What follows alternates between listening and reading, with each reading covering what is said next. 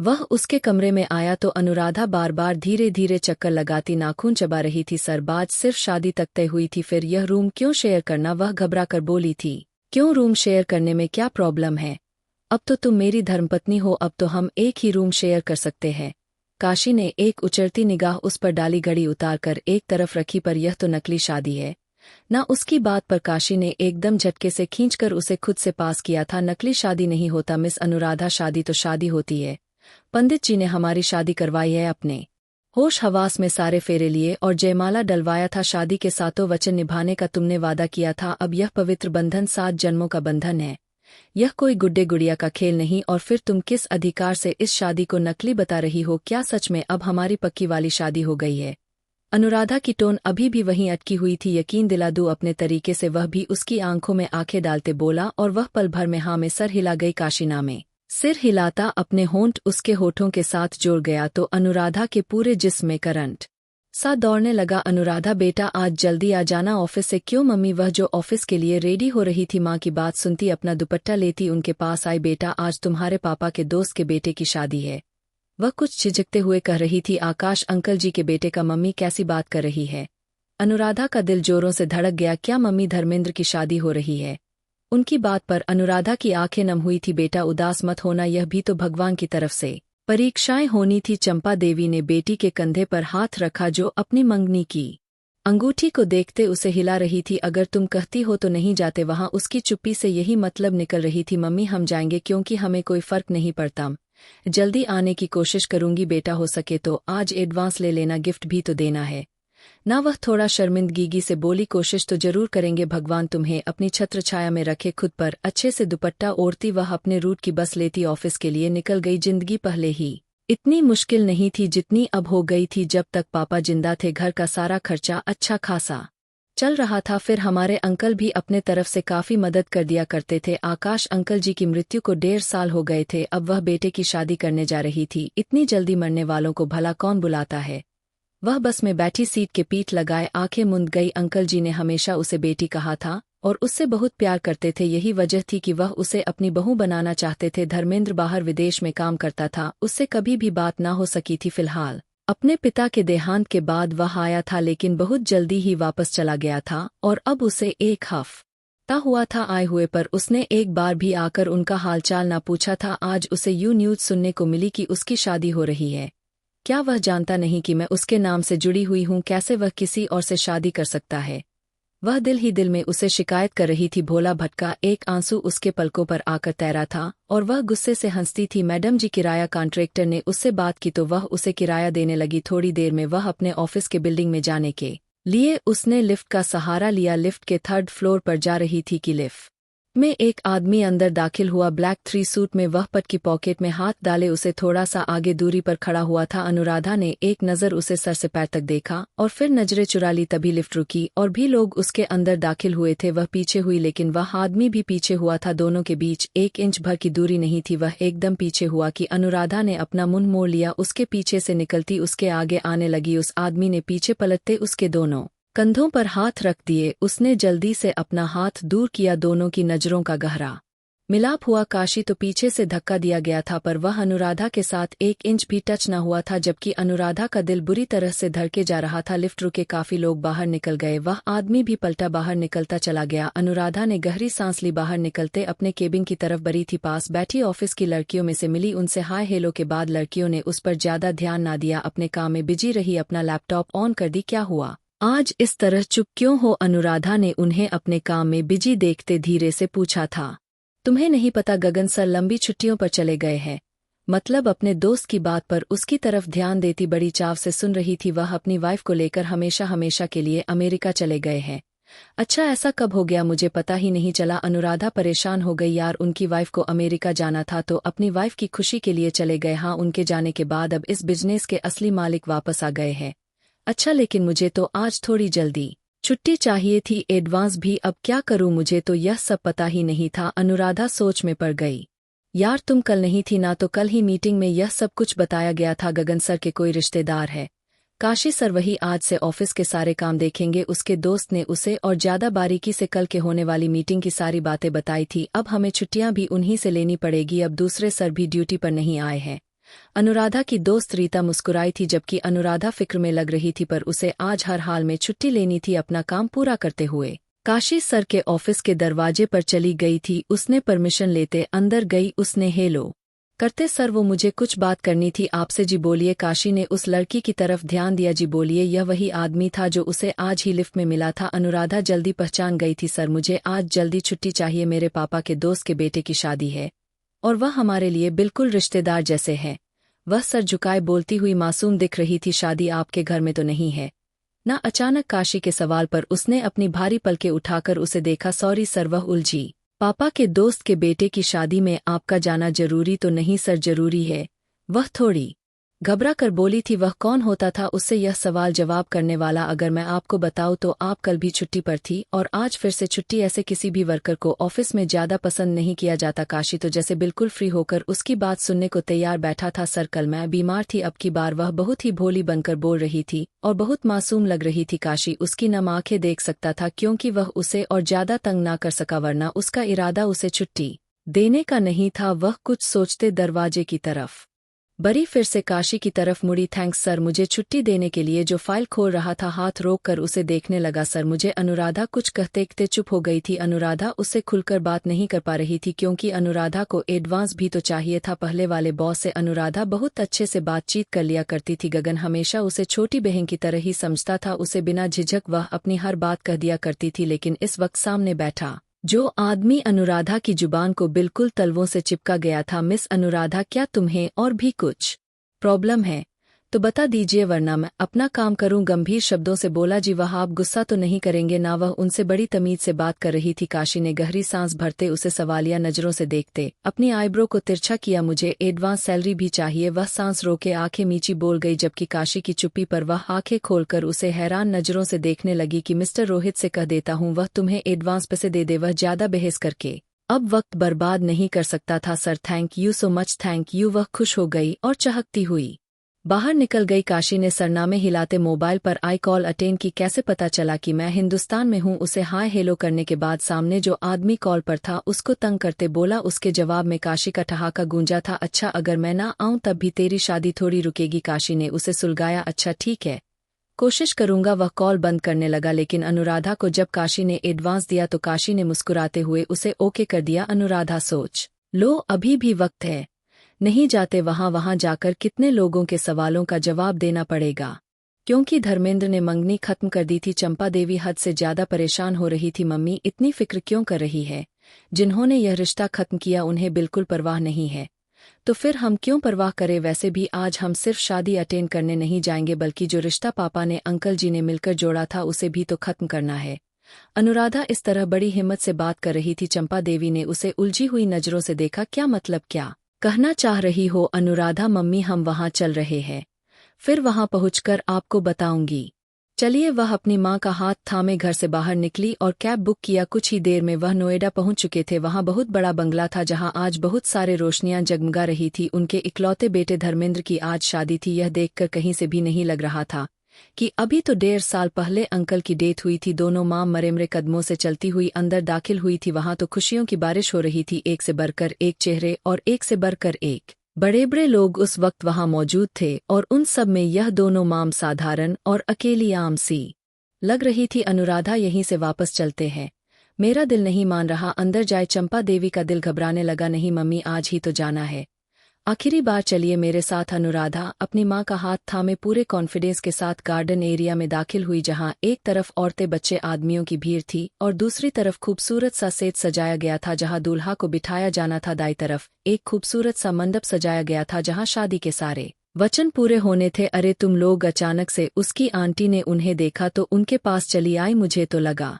तुम लोग नहीं आओगे। उनका अंदाजा थोड़ा अजीब सा था। आपने इनवाइट की थी तो हम कैसे ना आते? आखिर आंटी के इकलौते बेटे की शादी जो है। जब यह जवाब अनुराधा की तरफ से आया तो मोहिनी देवी ने अपनी साड़ी का पल्लू हाथ में थामे अपना मुंह फेर लिया। चलो, अब आ ही गए हो तो ज्यादा किसी के साथ घुलने मिलने की जरूरत नहीं। यहाँ सब बहुत बड़े बड़े लोग मौजूद है। तुम दोनों माम को ना पकड़ लो, क्योंकि यहाँ जो भी कुछ है वह तुम्हारी हैसियत से ऊपर है। जब तक तुम लोग नाश्ते से एंजॉय करो और खाना लगेगा तो खाकर चली जाना। वह इतने गुस्से भरे अंदाज से बोली कि चंपा देवी बड़ी मुश्किल से ही सब्र कर पाई थी। क्यों नहीं आंटी जी, खाना खाने ही तो आए हैं। हमने अपने जीवन में कभी इतना अच्छा खाना नहीं खाया, आज ही तो पेट भरकर खाएंगे। अनुराधा भी जवाब उन्हीं के अंदाज में देती चली गई माँ को लिए एक तरफ जाकर बैठी। कितनी जुबान लंबी है बहन जी तुम्हारी बेटी का। अनुराधा ने मुंह में बड़बड़ाया। भगवान ने दौलत क्या दे दी, गरीब दोस्त चुभने लगे हैं। चंपा देवी का दिल बहुत बुरा हुआ था। उन्हें यह तो पता था कि उनके दोस्त की पत्नी जो चंपा देवी की बचपन की सहेली भी है, उन्हें पसंद नहीं करती थी और ना ही उनका अपने घर आना जाना अच्छा समझती थी, लेकिन इस तरह दिल में उनके लिए कड़वाहट होगी वह नहीं जानती थी। वेट करो मम्मी, अभी उन पर नई अमीरी का खोल चढ़ा हुआ है। अनुराधा ने गुस्से से मुस्कुराकर कहा था। अनुराधा ऐसा कुछ भी मत कहना जिसमें हम ही बुरे बन जाए। उन्हें बेटी के तेवर से बहुत घबराहट हो रही थी और थोड़ा सा डर भी लग रहा था। वह ऐसे ही थी, अचानक से सामने वाले को अपनी बातों से उसके पैरों तले से जमीन खींच लेती थी। सामने वाला सोच में पड़ जाता। आखिर हुआ क्या है।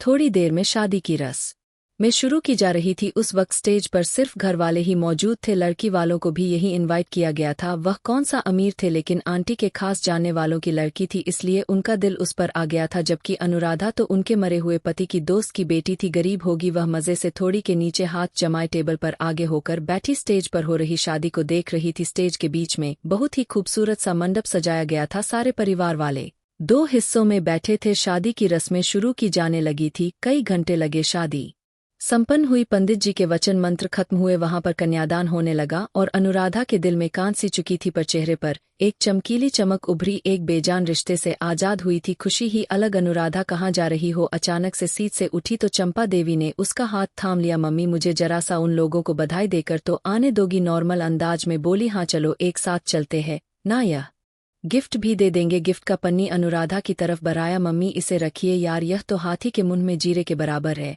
जबकि हमारे लिए पूरे महीने का राशन का खर्चा है। आप इसे रखिए, क्योंकि जो गिफ्ट मैं उन्हें देने वाली हूं वह बहुत कीमती है।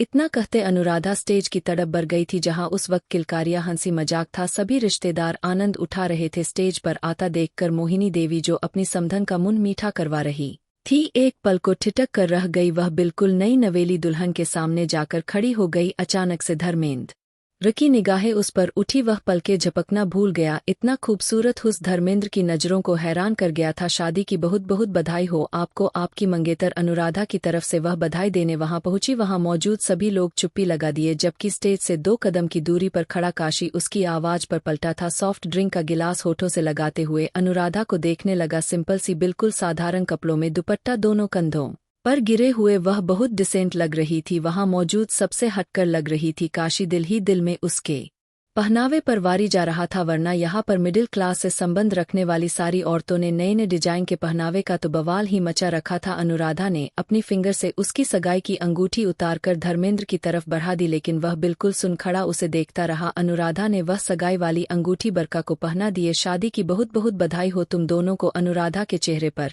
एक अजीब सी चमक थी। धर्मेंद्र तो उसे बचपन के बाद आज सामने देख रहा था, कुछ समझ नहीं पाया था। हो गई तुम्हारी बधाई, अभी और कुछ बाकी है, अब जाओ। मोहिनी देवी ने बड़ी गुस्से में कहा। इतना चिर क्यों रही है आंटी जी, आज के दिन तो थोड़ा मीठा बोलिए। आखिर कोई एक गरीब रिश्तेदार से संबंध तोड़कर बहुत अमीर परिवार से बहू लाई है। आप गुस्से से भरपूर तीर छोड़ा कि एक पल को काशी की आंखें हैरानी से फैल गई थी। अपनी बकवास बंद करो और स्टेज से नीचे उतरो, वह दबेदबे अंदाज में बोली। अब इतना भी धीरे बोलने को नहीं कहा आंटी जी, वह काट खाने वाले अंदाज में बोलते अपना मुंह फेर गई। मोहिनी देवी ने उसे बाजू से पकड़कर स्टेज से नीचे की तरफ धक्का दिया। धर्मेंद्र एक कदम बुखलाकर उठता अनुराधा को थामने लगा, लेकिन इससे पहले कि वह स्टेज से बिल्कुल नीचे पास खड़े काशी के ऊपर जा गिरी, काशी ने जल्दी से पलटकर उसे अपने सीने से लगाते उसे खुद को गिरने से बचा लिया था। जबकि दोनों का आमना सामना बहुत बुरी तरह से हुआ था। काशी को वह देखते अनुराधा का सारा कॉन्फिडेंस खत्म हो गया था। उसे उम्मीद नहीं थी कि वह भी वहां हो सकता है। तुम ठीक हो काशी, उसके सफेद पड़ते चेहरे को देखता बड़ी फिक्र से पूछा था। वह बेकाबू उसके चेहरे पर अपना नरम सा हाथ रख गई। यह मंजर किसी के भी आंख से छुपा नहीं था। बेटे से रिश्ता खत्म करने का जो ताना तुम यहाँ खड़े खड़े मार रही हो ना, अपने बारे में क्या ख्याल है। तुम कौन सा कम हो, तुम तो हमेशा एक अमीर आदमी को फंसाने की कोशिश में लगी रहती हो। आंटी जी, अनुराधा ने दांत चबाते उन्हें देखा। अब जानबूझकर तुम उस पर गिरी हो ताकि यह तुम्हारे हुस्न के जाल में फंस जाए। मेरे बेटे ने तो तुम्हें मुंह नहीं लगाया, कहीं ना कहीं तो मुंह मारना ही है ना। वह हद से ज्यादा गंदे शब्दों का प्रयोग कर रही थी। चंपा देवी उठकर इस तरफ आना चाहती थी, लेकिन यह सब बातें सुनते उनका प्लेट पैसा बिल्कुल शॉर्ट हो गया। अब अपनी जगह से उठ नहीं पाई। क्या बोले जा रही है? आप होश में तो है? यह इल्जाम आप किस पर लगा रही है? आप क्या जानती है? यह मेरे मंगेतर है।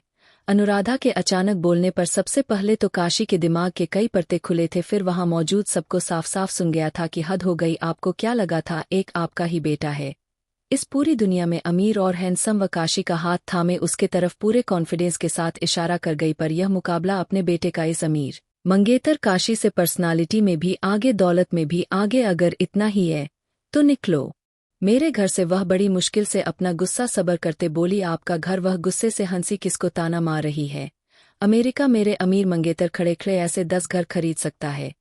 वह लंबी लंबी छोड़ना शुरू हो चुकी थी। जज्बात में आकर वह भूल चुकी थी उसे क्या बोलना था और क्या नहीं, और उस वक्त वह लंबी लंबी हाँकने के चक्कर में न सिर्फ अपने लिए मुश्किल देख चुकी थी बल्कि काशी के लिए बहुत मुश्किलें खड़ी कर गई थी। यहाँ मीडिया भी मौजूद थी। अब यह खबर आग की तरफ फैलनी थी, खासकर सोशल मीडिया पर, और काशी के लिए तो सही में यह समस्या बनने वाली थी। उसके दबंग अंदाज में बोलने पर काशी ने गर्दन टेढ़ी करके उस अफलातून को देखा था। डोंट वरी अनुराधा, काशी तुम्हारा मंगेतर कैसे हो सकता है? धर्मेंद्र जैसे अचानक किसी ने झकझोर कर हिलाया था। क्यों, कोई समस्या है आपको? वह सीने पर हाथ बांधे पूछ रही थी, बिल्कुल भी विश्वास नहीं कर पा रहा था। तुम झूठ बोल रही हो? धर्मेंद्र ने जैसे उससे ज्यादा खुद को यकीन दिलवाना चाहा। अपना मुंह बंद रखो धर्मेंद्र। अब यह काशी की तरफ पलटी थी। बताइए ना इन सबको, आप मेरे मंगेतर है या नहीं? बिना उससे नजरें मिलाए वह दिल ही दिल में घबराते हुए बोली, जबकि उसे यह भी डर था काशी उसका फूल ही ना खोल दे। काशी, जो यह लड़की कह रही है यह सच है? धर्मेंद्र के गले में जैसे गिल्टी उभरी है, जैसे कुछ अटक गया हो। एक पल को काशी ने आंखें छोटी करते अनुराधा को देखा और अगले ही पल उसके कमर में हाथ डाले उसे अपने बाहों में भर लिया था। अनुराधा के पैरों तले से जमीन खिसकी थी। जी, यह मेरी मंगेतर है और बहुत जल्द हम शादी करने वाले हैं। अनुराधा ने आंखें फैलाकर उसे देखा, जबकि इस बार काशी की आंखों में गहरी चमक थी। उन दोनों की पिक्चर धड़ाधड़ खींचने लगी थी। वहां दूल्हा दुल्हन को छोड़कर उनको फोकस करने लगे थे, क्योंकि काशी कोई आम आदमी नहीं था। एक लंबी लिस्ट थी, उसके पीछे एक से बढ़कर एक बिजनेसमैन अपनी बेटी उसे देने को तैयार बैठे थे। उसकी मंगेतर एक आम सी लड़की। न्यूज़ तो हिट होनी थी, बल्कि टॉप लिस्ट पर जानी कहाँ चली गई वह अनुराधा, उसकी माँ। वह अपने साथ बाहर लाने वाला था, फोटोशूट भी होनी थी उसे। उन दोनों को घर भी तो छोड़कर आना था। लेकिन अचानक ही अनुराधा अपनी माँ को लेकर ऐसे गायब हो गई जैसे गधे के सिर से सींग। इधर उधर तलाश किया जाने लगा, लेकिन वह कहीं ना मिली। ओके मिस अनुराधा, कल मिलते हैं। वह दिल ही दिल में उससे बात करता हुआ अपनी गाड़ी की तरफ बढ़ गया। अनुराधा माँ को लिए कांपती हुई घर आई थी। उन्हें ब्लड प्रेशर के मेडिसिन दिए जाने लगे थे। उनकी कुछ हद तक तबीयत ठीक हुई थी और वह अनुराधा से बात करने के काबिल हुई थी। यह सब क्या था? अनुराधा, वह आदमी कौन था? कब मंगनी की तुमने उसके साथ? वह बड़ी गुस्से में थी, लेकिन सब धीमा ही था। कोई मंगनी नहीं की मम्मी, मैंने तो बस ऐसे ही बोल दिया था। वह माथा मसलते बोली, पर उसने भी तो कहा कि हाँ की है। अब सच बताओ बेटी, क्या है यह सब? ऐसे उनके सवाल पर अनुराधा ने अपने हंट पीछे सरहा में हिला दिया। मेरे पास अब यही रास्ता बचा था उसको नीचा दिखाने का। आखिरकार उसने बोल ही दिया, यह मेरे ऑफिस के बॉस है। लेकिन वह तो गगन साहब थे ना, यह कहाँ से आ गया? अनुराधा ने उन्हें फिर वह सारी बात बता दी। क्या हुआ था अनुराधा? तुम्हें अकल कब आएगी? तुम्हें अपनी आंटी के सामने, पूरे परिवार के सामने तुमने उसे अपना मंगेतर कहा। तुम्हें लगता है यह सब इतना आसान होगा? कैसे छुटकारा पाओगी इस सब से? मम्मी, मुझे इस सब की फिक्र नहीं है। मुझे तो फिक्र इस बात की है, सुबह में सर का सामना कैसे कर पाऊंगी? वह अपनी असल परेशानी बता गई। वह तो मुझे अच्छी खासी डांट भी लगाएंगे। बहुत खरगोश है और गुस्से वाला आदमी है। सही है, मैं तो कहती हूँ कि तेरे कान के नीचे 2-3 लगा भी दे तो कम होगा, ताकि तुम्हारी अकल ठिकाने आ जाए। मम्मी अब चुप हो जाओ, अब सुबह ऑफिस जाकर यह सारी समस्या खत्म करके भी तो आना है। उसने बिस्तर पर लेटे उन्हें समझाया कि मम्मी, तुम मेरे लिए भगवान से प्रार्थना करो। आपको पता है ना, आपकी बेटी जुबान की कड़वी जरूर है, लेकिन दिल की बहुत साफ है। और मैं तो किसी से बदतमीजी नहीं करना चाहती थी। वह माँ के गले के आसपास अपनी बाहें फैलाकर बोली, तो उन्होंने उसके सर पर हल्की सी थपकी लगाई। ऐसा कैसे मुमकिन है? इतनी ज्यादा खूबसूरत लड़की मेरी मंगेतर कैसी? वैसे मैंने क्यों इस रिश्ते को खत्म कर लिया? काश मैं एक बार उस लड़की से मिल तो लेता कि वह कैसी लग रही है। क्यों फालतू में मैं अपनी माँ की बातों में आ गया। मेरे साथ तो वही सूट करती है। यह बरखा को न जाने क्यों मम्मी ने सेट करवा दिया मेरे साथ। यह लड़की बिल्कुल ही अजीब सी है। मुझे इतनी नकली लड़की कहाँ सूट करती है? चलो नकली हो तो आदमी बर्दाश्त कर लेता, लेकिन खूबसूरत भी तो होनी चाहिए थी ना। तो इसे बोलने का तमीज है ना ही हंसने का, और हाइट भी इतनी छोटी है, इसकी उम्र भी मुझसे बड़ी है। जबकि अनुराधा को देखा मेरे पैरों तले से जमीन निकल गई किसी परियों की रानी से कम नहीं लग रही थी। अब बहुत बुरी तरह से पछता रहा था, उसकी तरफ खींचा था। अनुराधा से रिश्ता खत्म करने से पहले एक बार देख ही लेता, अनुराधा से मिल ही लेता, तो आज जरूर अनुराधा ही मेरी जिंदगी में शामिल होती, ना कि यह बूढ़ी बकरी। सर पर हाथों को फेरने लगा और अपना ही बाल नोच बैठा। अब उसे मोहिनी देवी पर बहुत गुस्सा आ रहा था। जब से शादी हुई थी वह अकेला कमरे में बंद था, जबकि दूसरी तरफ मोहिनी देवी बहुत गुस्से की हालत में दहाड़ रही थी। अनुराधा ने जो आग उनके घर में लगाई थी वह इतनी आसानी से बुझने वाली नहीं थी, बल्कि उन्हें तो ऐसा लग रहा था जैसे सब कुछ उस आग की लपेट में आनी है। मिस अनुराधा, आपको सर बुला रहे हैं। सुबह मामूली के हिसाब से वह ऑफिस पहुंची थी कि थोड़ी देर में उसका बुलावा आ गया था। उसका दिल जोरों से धड़क रहा था। उसका अब क्या होगा पता नहीं। मैं क्या क्या बोला आई थी, चलकर देखती हूँ, माफी मांग लूंगी, वह सोचते हुए काशी के ऑफिस की तरफ बढ़ गई। उनके दरवाजे की तरफ दाखिल हुई तो सामने ही चेयर पर बैठे काशी उसे दिखाई दिए। वह थूक निगलते हलक गीला करते धीरे धीरे कदम उठाती उसके पास चली आई थी। सर, आपने बुलाया था मुझे? बहुत ही धीरे आवाज में बात की थी मिस अनुराधा। क्या आप कोई नशा वगैरह करती है? पहला सवाल यही था। है भगवान, मैं इन सब से बहुत दूर रहती हूँ, आप कैसी बातें कर रहे हैं? सर, नशा हमारे यहाँ सब बहुत बुरी चीज मानी जाती है। वह कानों को हाथ लगाकर बोली थी, और रात को जो आपने किया जरूर वह कोई नशे में ही कर सकता है।